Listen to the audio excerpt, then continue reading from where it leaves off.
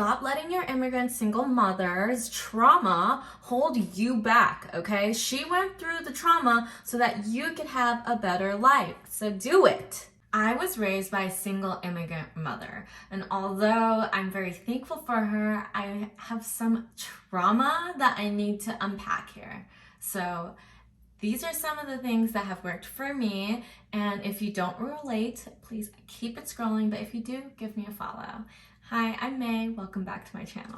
And my mom, thank you to my mom. And my mother, thank you to my mother. If being a child of a single immigrant mother has taught me anything, it's that a woman's value does not decrease after having children or getting divorced. Now, I just want to start out by saying I love my mother. She is the best thing that the world has ever given me. She is a sweet jewel to me in this world. But there are some things that I have went to therapy for and really worked on to try and unpack and learn in my relationships going forward.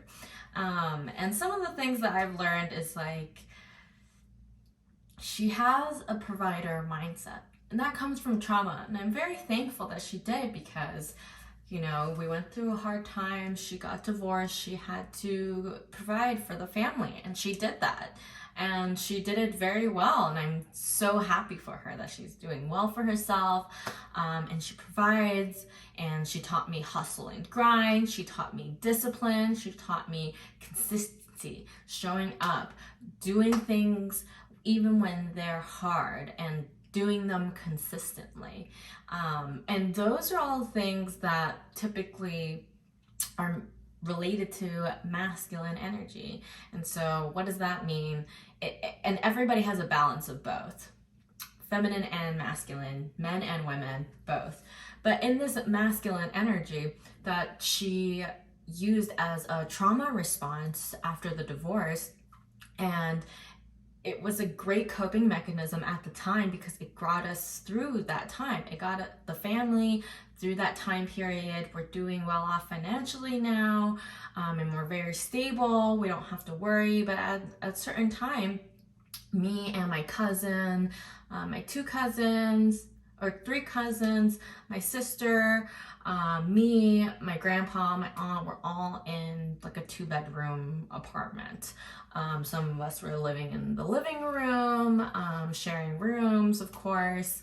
And we made it out of that because she doubled down and into the hustle and grind of it all, and really said, I need to show up consistently and do all these things with discipline consistently over time so that I can provide for my family, even if that means taking 2 jobs, even if it means moving, whatever that is a provider mindset. And that is amazing. I'm very thankful that she taught me that at that time because I now know the discipline of hustle and grind. I went to college, I graduated early. I was very successful at my agency life. I was able to work with big brands and big chefs, and I'm very thankful for that she taught me that. But at the same time, if there is this imbalance of masculine and feminine energy within her, she has shown me that that unbalance makes for you having a harder time with like the feminine energy stuff. So that means hair care, self-care, taking time to do your nails, makeup, all of that. When she is in a rush, I've seen her just do the bare minimum, which is, you know, the brows, what she calls the bare minimum, which is the brows, the eyelashes, you know, maybe a little lip color. She doesn't do her hair in that like basic routine. She still looks wonderful, you know, she dyes it, but she definitely doesn't keep up with her hair. And she never taught me how to do a blowout. And so I'm in this lifetime learning all of that. And it's very difficult because I know in some cultures that's like passed down, it's like hair care. But my mother, because she was within all this trauma, not just for us as a family, but her family even too. She is the one who made it out of it and has built financial security for herself and gives back to her family and my grandparents and everything. And that takes a toll for, you know, her self-care, her physical health. She's not as consistent with her routine as for working out, and she never has been to this day. She's still struggling with that, and I struggle with that as well. And so I've noticed under pressure, under times of pressure, those are the first things to go. And in my coping mechanisms, those are my first things to go too. And realizing that, you know, I have to now use that hustle and grind, consistency and discipline in my self-care, right? And so the feminine energy is that for maintenance routine for your home, for yourself. For me, you know, cleaning, having your hair done, having your makeup done. They get done, but they're difficult for me. And so for me, I have to set up a consistent routine for me to be able to achieve that. Like Monday, I do this. Tuesday, I do this. Wednesday, I do this. And week by week, that's how I stay on top of it. And these are the struggles that I have in my lifetime to do that, because it was difficult for my mother as well.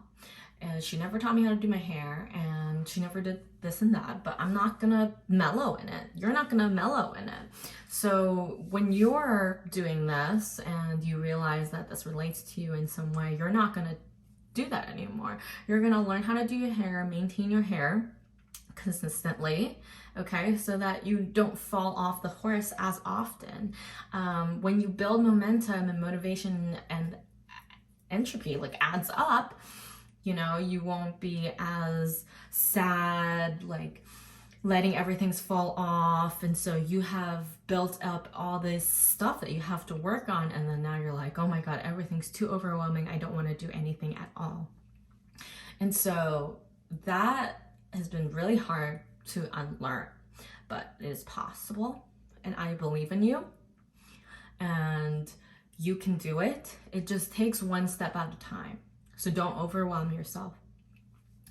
I've said this before, but Atomic Habits is such a great book for things that you do not want to do, and you create and build up all this anticipation for doing it. Atomic Habits is a great way for you to do that. And don't mellow in it, you know, don't be like, oh, like my mom never taught me how to do my hair, so I don't know how to do my hair, because I know some people are like that. You know, they just blame it on the mom, blame it on their mom. Don't blame it on your mom, okay? She went through her own trauma. It's completely different than yours. You have a different life path, problems, issues that you're gonna solve. And for me, for you, probably if you're still watching this video, is hair care and maintenance. That's the first thing that always goes when I'm feeling under pressure from work, when my life gets hard, something emotional happens, I don't take care of myself. And so I know that during the times of hardship, and when you're sad and when you're down, you're gonna take the time still to get ready and to look nice. Not because that is what society tells you to do, right? Even though it is, but for yourself, okay? Do it for you, because you know you have a hard time doing it, and you've seen your mom struggle with it as well. And so when you do get ready, you feel better, okay? It's almost like a superpower. You know how you're feeling your sad days, you're down, you have lots to do, you don't feel motivated at all, and so you do the bare minimum of getting ready, whatever that is for you, and then you go do it. But you're feeling sad, you're feeling unmotivated, you're like, where is me today? I'm not feeling it today. And so when you're doing your makeup, when you do it full out, you get that jolt of energy. You're like, oh yeah, this is me. You know, when you're getting out to go out on a good night, you're getting ready, and that second right before you walk out the door where you're like, I am so hot, like you're looking in the mirror, you're like, fuck yeah, I'm hot. That is the time that we want to achieve all the time. You'll get the motivation to do more work, to be the person that you want to be consistently, if you just think about that. Okay, when you're feeling down, if you have a lot to do, you want that jolt of energy and motivation, get ready. Get all the way ready. Okay, do your hair, blow it out, straighten it, whatever it is. If you're like, you know, more kinky, do something to your hair. A clip even, you know. do a little bit of makeup, and don't do the bare minimum, spend time doing it. Because when you spend time on yourself, you gain confidence, you gain energy for yourself. And you do that, you consistently do that, you'll gain so much motivation and confidence in yourself that you'll just keep doing it. And then it becomes routine. Then it becomes easier for you to do it. It becomes, you've actually changed into this person that does it easily. A person that will not give it up. And I've met those people. My aunt's this person in her life.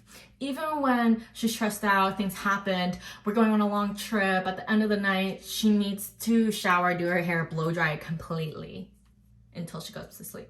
Like, completely blown out, okay? Not like half blown out, half this, half that, completely. And she takes value knowing that her hair is done to the way of her liking, okay? It's maybe not your liking, her liking, okay? But to her liking. That builds confidence in her, okay? That keeps her maintained so that she feels confident in herself. And that is something that everybody should feel. They should feel confident in themselves. They should feel like, yes, my hair looks nice because I put time into it. I invested my time, my energy into it. And so it looks good. That's what I want for you, okay? And I had to learn that. It took a long time, so do not be hard on yourself. But it's worth it. And wanting to talk about, caring for others and my mom giving support to like the family and stuff, I watched her do that a lot. And I learned that what love is sacrificing yourself. Okay, she taught me the sacrificial mindset and love. And that meant giving money, giving love, giving emotional support, giving your all to somebody because they deserve it unconditionally. And that's what she taught me. And I love that. And I feel like a lot of children of immigrants relate to this because, you hear your parents say, oh, I sacrificed all this back in my home country for you to do this, right? And so I interpret that into my love life. I said, oh, I'm supposed to give my whole self into this person so that they love me, or that this is love, because I need to show that I sacrifice something for love, right? Sometimes I feel like your immigrant parents make you feel like that. Like you have to sacrifice something for love. That's just not true. You don't. Love should be given unconditionally to yourself and to your partner. We are all human. And at the end of the day, that's what it boils down to. Unconditional love for yourself. What does that mean? If I don't become that occupation, if I don't fix my relationship with this person, a relative, a friend, if I don't achieve that thing that I've been setting my goals out to, you still love yourself unconditionally. That's what that truly means. Even if you don't do all that, even if you don't do the achievement, your goals, even if you don't achieve anything you set your mind to, you still love yourself unconditionally. And is that true? Because if you don't do that, if you don't learn that before dating, you're gonna be up for rude awakening that I'm sure many of you guys have. Because I went into dating thinking this, I gave my whole self, I lost myself in the relationship, right? That's what we hear. And that meant giving up who I was, my hobbies, the time I spent with friends, my social circles, my routine, everything for this man, right? We let our hair get out of the way. It's not well maintained, and then to our liking, of course, disclaimer. And then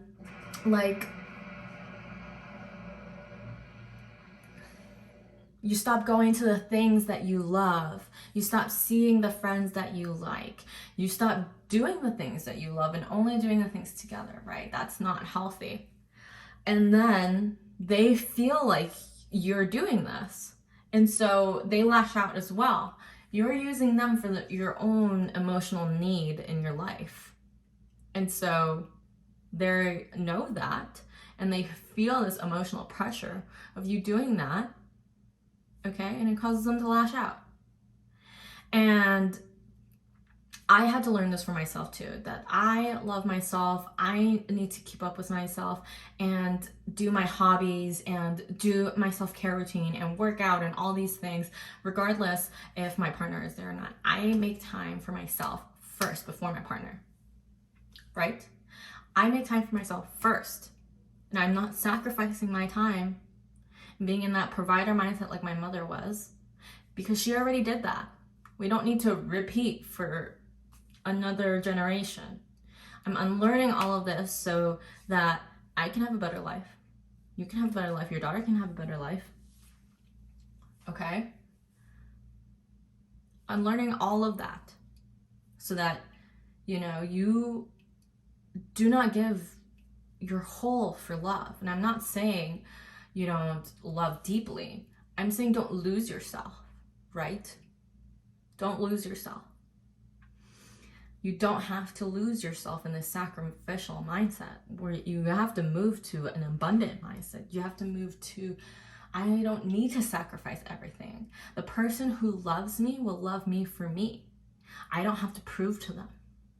I don't have to prove to them how much I love them by giving up this, giving them this, giving up friends, hobbies, art, life, whatever your likings are, just for somebody to like you back. That's not what it's about. And switching over to abundant mindset, right? Stop feeling like you have to give all the time. Somebody, I promise you, will love you for you. And it comes with all that baggage. It comes with just, liking something somebody doesn't like that's controversial, or liking something that's, weird, or whatever it is. Deep down in your core. You don't have to sacrifice your whole self. Another thing that my mother has taught me that I'm very thankful for, but I do have some trauma to unpack here, is independence. She's taught me how to, make my own money, keep my finances separate, and do everything on her own. She knows how to fix the house and everything, and so she doesn't really call anybody when things get broken. And that for me has translated into a more exaggerated hyper dependence, right? Now I felt like before I was scared of men almost. I was scared to love again. I saw my mom love. I saw her get married, and now I'm scared to get married. I was. And I wasn't going to trust any man. Keep your money to yourself. Don't trust any man. And that's no way to live either. Life is about love, loving, falling in love. Marriage maybe isn't your thing, but I think it's a beautiful part of life that everybody should experience. It's okay if you don't feel the same way, but at a certain point, you have to ask yourself, is it trauma? Did I interpret this from my mother's past as well? Because she was scared of men, she was scared to be truly vulnerable, and she's scared to be vulnerable again. A lot of divorced women are like this. I hear it all the time. I never want to marry a man again. I would never want to marry a man again. And that scares people. And so I feel like instead of not being open to love, we just need to be smarter about things. For example, having separate finances, okay? Having your own money in your bag, okay? Making your own money. Having your own education, because he can never take that away. Okay, having a diploma is something that they cannot take away. And that is so important. So being smarter about picking our partners instead of being scared, instead of being scared to love, to experience this part of life. You don't need to be scared. You can open up, just be cautious, right? Just because somebody went through something does not mean it's going to happen to you. It's a cautionary tale for a reason. Learn from it. Don't let it get stuck inside you, okay, and make you pause on life. You need to be real, okay? You need to act and experience life. Life is here. Love is an emotion, and it's here. You need to experience it. And so I would feel just so much sadness and remorse for people who do not experience that in their lifetime, to love again, to be vulnerable again, to share something with somebody again. Risking it is part of life. Risking it, that's part of it.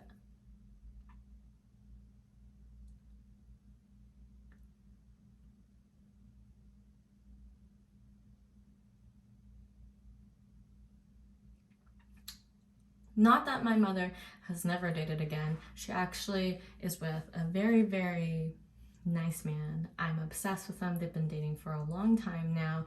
And if she's taught me anything, it's that her value does not decrease when you get divorced or you have kids or children. If anything, your value increases because your standards increase.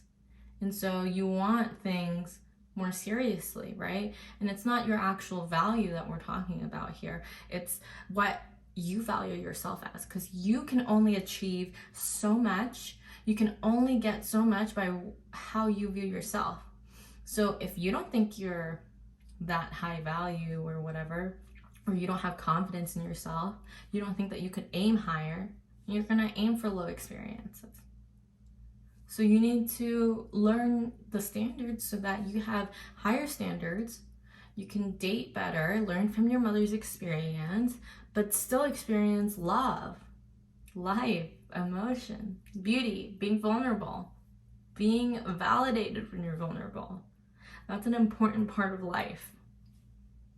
And I really, really implore you to try and step out of your comfort zone. Unlearn the things your mother has learned over the past years of her life, and you have to appreciate the issues that she went through, but continue forward, okay? You can't just be completely stuck again in this. You got to keep moving on in life and not pass down the generation of trauma that you felt like from your mom, maybe even your mother's mother, and down the line. Okay? It's up to you to stop this. And you can unlearn all the trauma that you have picked up from your mother, I promise. Okay? Therapy helps so much. Go to therapy. And if you don't have the resources, use one of the online therapy helps. It's really helpful. Journaling is really helpful. This is not medical advice, okay? But get to know yourself. Journal from your inner child and reparent yourself. Also journal from being a parent, parenting your inner child. Let them know it's gonna be okay if you love again. Let them know it's gonna be okay when you're down and stressed out at work to take care of yourself. It's okay. And learn that you do not have to sacrifice your whole self to be loved by someone, to be vulnerable with somebody, to be accepted. And I love that. I love that for you. I love you. And I honestly love my mom too, and I'm sure you love her too. She's done so much for me. I'm so thankful for her. She's really brought that provider mindset into use and really did something for the family. So I'm forever deeply so grateful for that. And so if you love your mom, if you like this video, give it a thumbs up, and I will see you guys next time. Bye, love.